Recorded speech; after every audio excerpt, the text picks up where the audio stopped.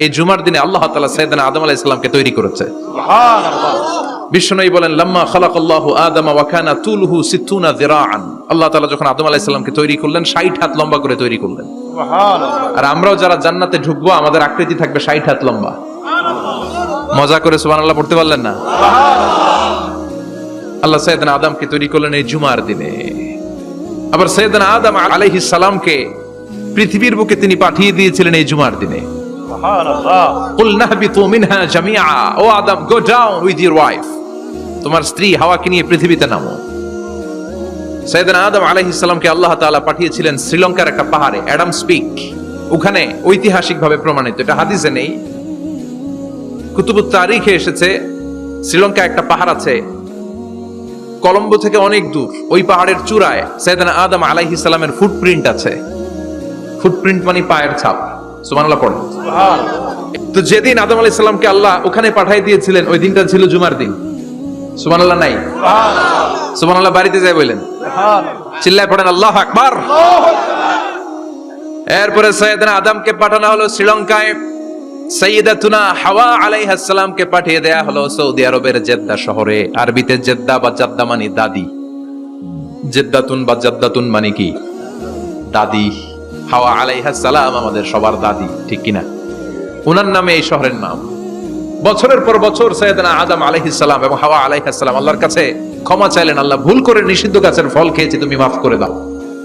আল্লাহ বললেন আদম কয়েকটা কালিমা শিখিয়ে দেব, এই কালিমাগুলো পড়ে আমার কাছে দোয়া করো, আমি কবুল করে নিব। আল্লাহু আকবার।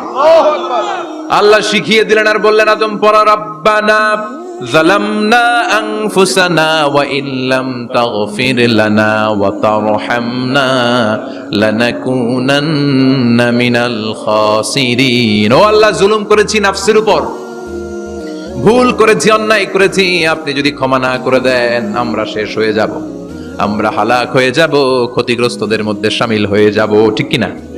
আল্লাহ সাইয়েদনা আদম আলাইহিস সালামের তওবা কবুল করলেন। উনার কাজ হচ্ছে তওবা কবুল করা, আমাদের কাজ গুনাহ করা, শয়তানের কাজ ওয়াসওয়াসা দেওয়া, আল্লাহর কাজ খালি মাফ করা। সুবহানাল্লাহ পড়বেন না? তাকাব্বালাল্লাহু তাওবাতা আদম ফি ইয়াউমিল জুমআহ। আল্লাহ যেদিন আদম আলাইহিস সালামের তাওবা যে কবুল করছেন, ঘোষণা দিয়েছেন, এই ঘোষণাটা ছিল জুমার দিনের ঘোষণা। আবার সাইয়েদনা আদমকে যেদিন রূহ কবজ করে আবার নিয়ে যাওয়া হয়, ওই দিনটাও ছিল জুমার দিন। পড়েন সুবহানাল্লাহ। পৃথিবীতে একজন মানুষই শুধু জানতেন যে তিনি পৃথিবীতে কতদিন বাঁচবেন, সেটা হচ্ছে সাইয়েদনা আদম আলাইহিস সালাম। ওনাকে বলে দেওয়া হয়েছিল উমরুকা আলফু সানা, তুমি পৃথিবীতে বাঁচবে 1000 বছর। কয় বছর? সাইয়েদনা আদমের সামনে অনেকগুলো রূহ রাখা হলো। সাইয়েদনা আদম বললেন এরা কারা? আল্লাহ বললেন এরা হচ্ছে নাসালুক, তোমার বংশধর, পৃথিবীতে তোমার পরে এরা পৃথিবীতে আসবে। সাইয়েদনা আদম বললেন আল্লাহ ওই যে একটা রূহ দেখা যায়, এটার নাম কি? আল্লাহ বললেন হাযা ইবনুকা দাউদ, এটা তোমার ছেলে দাউদ, সে দুনিয়াতে নবী হয়ে আসবে, তার ছেলে সুলাইমানও নবী হয়ে আসবে।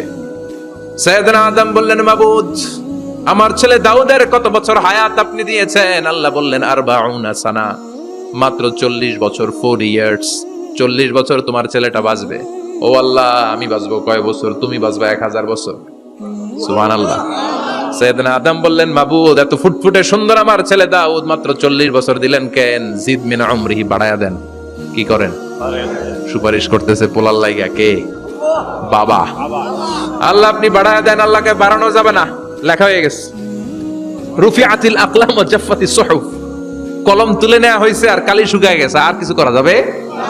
সাইয়েদনা আদম বললেন মাবুদ, আমার 1000 বছর কেন দিলেন? আমার এই সুন্দর ফুটফুটে ছেলেটারে মাত্র শুধুমাত্র 40 বছর কেন দিলেন? ও মাবুদ, আমার 1000 বছরের দরকার নাই, আমার 1000 বছর থেকে 60 বছর আমি আমার ছেলেরে দিয়ে দিলাম। দাউদ আলাইহিস সালাম বাঁচবে 40 বছর, তো বাপ আদম যদি আরো 60 দেয়, 40 আর 60 মিলে কত হয়? ভালো হিসাব বুঝে 100। আর আদম আলাইহিস সালাম পেয়েছিলেন 1000 বছর, 60 কমে গেলে রইল কত? 940 বছর পৃথিবীতে থাকার পরে মালাকুল মাউত চলে এসেছে। কারণ এটা on time, the death will come on time, it never late, কখনো দেরি হয় না। আল্লাহ বললেন লিকুল্লি উম্মাতিন আজালুন ফাইযা জাআ আজালুহুম লা ইস্তাখিরুনা সাআতান ওয়া লা ইস্তাকদিমুন। মৃত্যুর একটা নির্ধারিত সময় আমি বেঁধে দিয়েছি, অন টাইম। অন টাইমেই চলে আসে, 1 সেকেন্ড আগেও আসবে না, 1 সেকেন্ড পরেও আসবে না। 940 বছর বয়সে মালাকুল মাউত এসে হাজির, এসে বলল, জিইতু আন আকবাদা রূহাক, রূহ কবজ করতে আসছি। আদম আলাইহিস সালাম বললেন, রূহ কবজ করতে আসছো মানে? আমি বাঁচবো তো 1000 বছর। কয় বছর? মালাকুল মাউত বললেন, না না, ওই যে আগের কথা স্মরণ করেন, আপনি 60 বছর দিয়া দিছিলেন। কয় না, আমি দেই নাই, আমি আরো বাঁচুম, আরো 60 বছর পাওনা আছি, আমি দেই নাই। মালাকুল মাউত বললেন, আপনি দিয়েছেন? আদম বলে, দেই নাই। মালাকুল মাউত বলে, আল্লাহ ঘটনা দেখেন, দিয়া কয় দেই নাই। আল্লাহ কয়, থাক, কথা কইস না, আয়া বস। সুবহানাল্লাহ পড়েন। নাসিয়া আদম ফানাসিয়া বানু, ভুলে গেছেন উনি। আমরা ভুলে যাই, আমরা খেয়ে বলছি খাই নাই, নিছিলাম পকেটে, কয় নেই নাই। এরকম ডাকাইত আছে না নাই? নাসিয়া আদম ফানাসিয়া বানু, বিশ্বনবী বললেন, আদম ভুলেছে তো তার সন্তানরাও ভুলে যায়। জাহাদা আদম ফাজাহাদাত যুররিয়াতু, আদম অস্বীকার করেছে, তার সন্তানরাও অস্বীকার করে। সেদিন থেকে আল কিতাব ওয়া শুহুদ, মানে লিখে রাখার সিস্টেম আর সাক্ষীর সিস্টেম চালু হয়েছে। সুবহানাল্লাহ পড়েন। 940 বছর বয়সে মালাকুল মাউত এসে আদম আলাইহিস সালামের রূহ নিতে পারে নাই। উনি 1000 বছর যখন হয়েছে তখন এসে সাইয়েদনা আদম আলাইহিস সালামের রূহ কবজ করেছে। যেই দিন পৃথিবীর প্রথম মানব, প্রথম নবীর রূহ মালাকুল মাউত দুনিয়া এসে কবজ করেছে, ওই দিনটাও ছিল জুমাবার। আল্লাহু আকবার। আবার বিশ্বনবী বললেন, লা তাকুমুস সাআ ইল্লা ফি ইয়াউমিল জুমআহ ইযা যুলজিলাতিল আরদু জিলজালাহা ওয়া আখরাজাতিল আরদু আসফালাহা ইযা রুজ্জাতিল আরদু রাজ্জান ওয়া বুসাতিল জিবালু বাসসা। কিয়ামতের দিন পৃথিবীটাকে একটা প্রকম্পন দিয়ে কাঁপিয়ে দিবে কে? মারাত্মক একটা ঝাঁকুনি দিবে আল্লাহ, পুরো পৃথিবীটা কেঁপে ভেঙে চুরে খান খান হয়ে যাবে। এই ঝাঁকুনি আর আর্থকোয়েক, ভূমিকম্প এর ঘটনাটা যেদিন ঘটবে ওই দিনটাও হচ্ছে জুমার দিন। চিৎকার করে পড়েন সুবহানাল্লাহ। তার মানে আদম সৃষ্টি হলো জুমার দিনে, দুনিয়ায় নামিয়ে দেয়া হলো জুমার দিনে, তওবা কবুল করে নেওয়া হলো জুমার দিনে, রূহ কবজ করা হলো জুমার দিনে, আবার কিয়ামত সংগঠিত হবে জুমার দিনে। পড়েন সুবহানাল্লাহ। আবার বিশ্বনবী বললেন, আর রমাদান ইলা রমাদান, এক রমজান থেকে আরেক রমজানের মাঝখানে যত গুনাহ হয় মাফ করে কে? আল্লাহ। তারপরে বিশ্বনবী বললেন, আল উমরাতু ইলাল উমরাহ, কেউ যদি একবার উমরা করে পরে আবার করলে 2 উমরার মাঝখানে গুনাহগুলো মাফ করে দেয় কে? আল্লাহ। আবার বিশ্বনবী বললেন, আল জুমআতু ইলাল জুমআ কাফফারাতুন লিমা বাইনাহুমা, এক জুমার পর থেকে সামনের জুমা আসা পর্যন্ত যে সগীরা গুনাহগুলো হয় সবগুলো সগীরা গুনাহ মাফ করে দেয় কে? রজবে শাবানে বরকতে দাও, রমজান মাসে গুনাহ ঝড়াও, সপ্তাহ জুড়ে তুমি বরকতে দাও, জুমার দিনেতে গুনাহ ঝড়াও, রজব শাবানে বরকতে দাও, রমজান মাসে গুনাহ ঝড়াও। ঠিক কি না? তার মানে জুমার দিন গুনাহ মাফের দিন। সারা সপ্তাহে ভুল ত্রুটি অন্যায় যা করলাম জুমার নামাজের বদৌলতে সব গুনাহ মাফ করে দেয় কে? আল্লাহ। এই দামি দিনটাকে আল্লাহ ইহুদিদের দিতে চেয়েছিলেন, পায় নাই। আলহামদুলিল্লাহ কইবেন না? আলহামদুলিল্লাহ। ইখতিলাফু, তারা ইখতিলাফ করে হারাইছে এটা। এই দামি দিনটা রব্বুল আলামিন নাসারাদেরকে দিতে চেয়েছিলেন, ফাখতালাফু, ওরাও ইখতিলাফ করে হারাইছে। এজন্য ইখতিলাফ ভালো জিনিস না খারাপ জিনিস? মারামারি ভালো জিনিস না খারাপ জিনিস? আর ঐক্য করা ভালো জিনিস না খারাপ জিনিস? ঐক্য করতে রাজি আছেন? ইহুদিদেরকে আল্লাহ দিতে চাইলেন, ইখতিলাফ করে হারাইছে। নাসারারাও হারাইছে।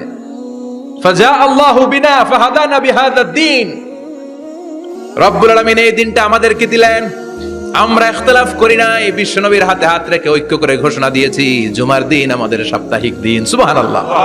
বিশ্বনবী বলেন, ফাগাদান লিল ইয়াহুদ, সাপ্তাহিক আনন্দের দিন ইহুদিদের জন্য হচ্ছে শনিবার, ইয়ামুস সাbt, ও বাদা গাদ লিন নাসারা, আর খ্রিস্টানদের জন্য হচ্ছে রবিবার, আর আমাদের জন্য হচ্ছে শুক্রবার। চিল্লায় পড়েন আল্লাহু আকবার।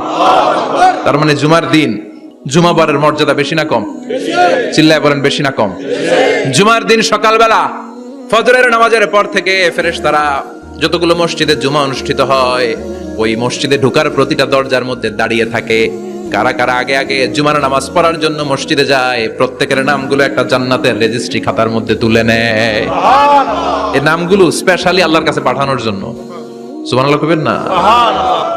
ডানে বায়ে সামনে পেছনে যতগুলো দরজা, প্রতিটা দরজায় ফেরেশতারা বসে থাকে।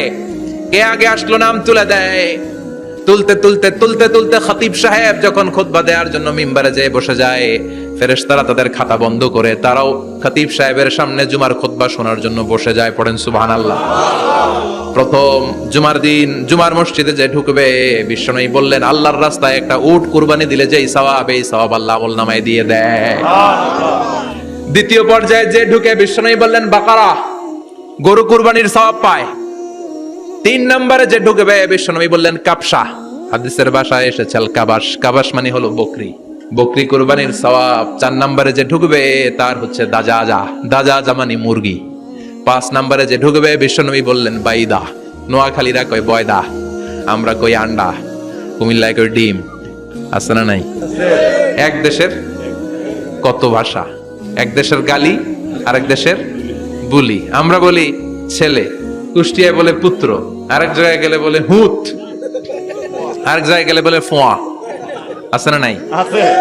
এক এলাকায় বলে বেটা ছেলে, ছেলেদেরকে বেটা ছেলে, মরদ ফোয়া, মরদ ফোয়া হইতে না, মরদ ফোয়া হদ্দে। আহা, কি ভাষার বৈশিষ্ট্য। তো যেটা আমরা বলি ডিম, কথা বলে আন্ডা, কথা বলে বয়দা। তো এই বয়দা আল্লাহর রাস্তায় দান করে দিলে যেই সওয়াব, পঞ্চম ব্যক্তি ওই সওয়াব পাবে। এই 5 জনের পরে আর লেখালেখি নাই, বাকিদেরটা নরমাল এন্ট্রি করে সব ফেরেশতারা খুতবা শোনার জন্য বসে যায়। সুবহানাল্লাহ।